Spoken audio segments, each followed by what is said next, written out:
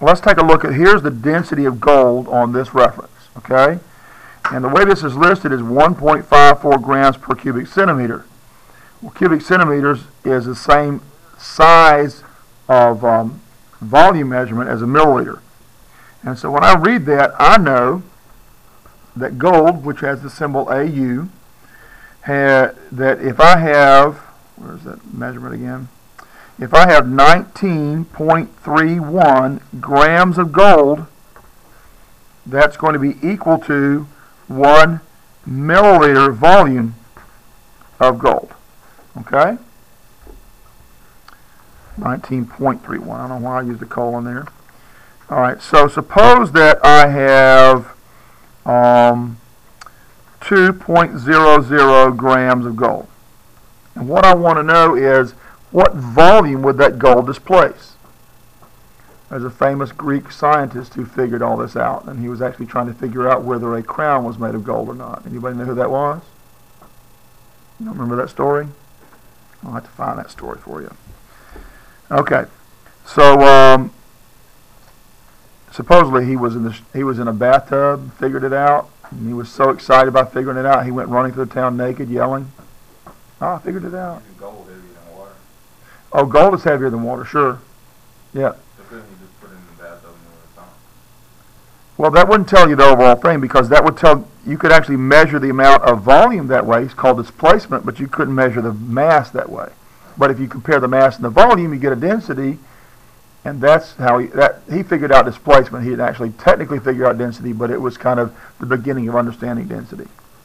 Okay, and so supposedly, according to the story, the Greek king who wanted this scientist to figure this stuff out got the guy who made the crown and killed him because it wasn't actually made of gold. Somehow he stole the gold or something. Okay, I'll find the whole story for you if I can remember to do that.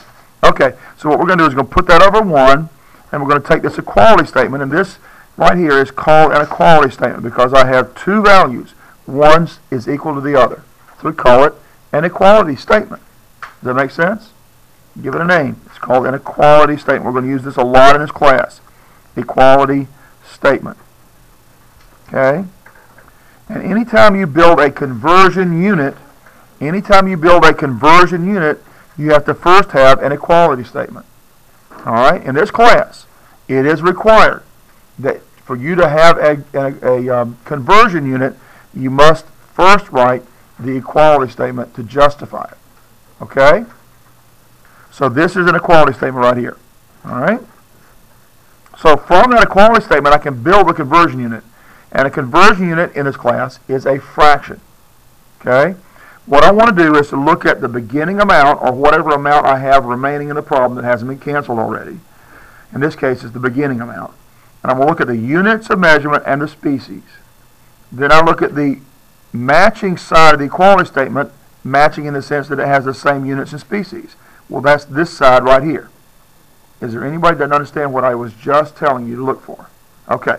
Notice that the starting amount has units of grams and a species called gold, right? You see that? Well, this side of the equality statement also has units of grams and the species of gold, right? So that's what we want to identify. Which side of this equality statement has the same units and species? Yes? I just made it up. I said, suppose we had that amount, okay? All right, I didn't look it up somewhere. It's just, I said, this is the amount we're going to start, okay? All right. Let's just say, for the sake of argument, I went back in the lab and measured it. How about that? So once I identify the side that has the same units and species as what is remaining in the problem at the time, then I'm going to put that side on the opposite side of this fraction. So in this case, since this is on the top, I want to put that value right there on the bottom. Okay, have I left anybody behind at this point? You want to match. You want to find the matching units and species, take the value that goes along with that, and put it on the opposite side of the fraction here. Okay? So this part is going to go on the bottom, 19.31 grams of gold. And the other side of the equality statement goes on the top, 1 milliliter of gold. Okay? Now this is the setup. So hold that in your brain here for a minute. We've set up the problem, okay? because I want to step back from it just a little bit and explain why I can do that. Everybody with me? I don't want to leave you confused, but I want to step back from the problem for just a second. But just remember where we are. All right? Anytime I have two things that are equal and I put them in a fraction, I need to know what is the value of that fraction. For example, suppose I put, let me mark this off because I'm not working with this anymore. Suppose I put 2, which is equal to 2, right? Would you everybody agree that's true? Okay. And I put those in a fraction like this. What is that fraction equal to? 1. Oh, good. See? All right. Suppose I have 1 dozen. And how many is that equal to? 12. So if I put 1 dozen over 12, and say these are eggs, if I divide those, what do I have? 1 egg. Okay? Well, actually, I don't have any eggs because eggs are going to cancel. But I have 1. So the upshot of this is, the main idea here is, anytime I put things that are equal on the top and bottom of a fraction, the fraction equals 1. Yeah, okay. So, and I multiply something by 1, the answer's got to be the same as I started with. Is that right? So what I'm going to do is I want to use this process to change how I've measured it without changing the amount. You got that? Conversions change how you measure something without changing the amount. If you want to know what a conversion does, and it's a good thing to know, a conversion changes how you're measuring something without changing the amount. It probably is. If it isn't, I need to put it in there. Okay? A conversion is a process of changing how you measure something without changing the amount.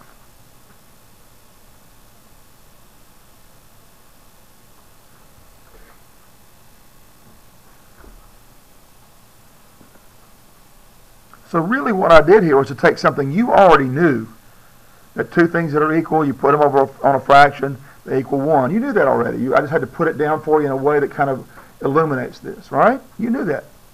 Here's something else you knew.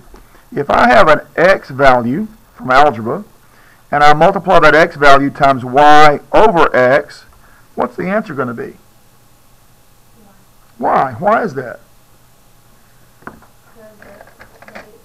The x's are going to cancel out, okay? And the answer is going to be y. Well, that also applies down here to our problem, okay? I can cancel out the units of measurement. So grams are going to cancel out just like my x's canceled out up here, okay? It also applies to this species of gold. It cancels out just like the x's cancel out up here, okay? The result is that I get an answer in units of milliliters and species of gold. So this process then allows me to convert the amount of 2 grams to volume in milliliters without changing the actual amount. I just converted how I measured it. Okay? And all I have to do now is take this number and do what with this number? No, this would be division because it's in the bottom.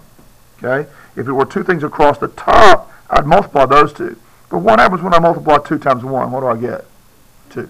So if there's a 1 right there, I really don't have to do the math, do I? Because you know what it is, right? As long as we have 1s, we can kind of ignore the 1s. Right? So I'm going to take this number and divide it by that number to get an answer. So how many of you have a calculator yet? If you have a calculator yet, you need to get that out because you need to practice. The more you practice with that calculator, the more equipped you are going to be to do well on tests in here. And by the way, when we get to the Unit 1 test, you are going to need a calculator. So make sure you get your calculator. Well, you're supposed to have it by Monday anyway. Okay? All right, so we take this 2.00 and we divide by 19.31 and hit enter. And I get a great big large set of numbers. Can you see it on the screen? Okay? A lot of numbers. Okay, well, let's see how we're going to treat that then. All right, so 0.103573278. And it's required that you write down all the numbers you have on your calculator screen. That's required. Okay?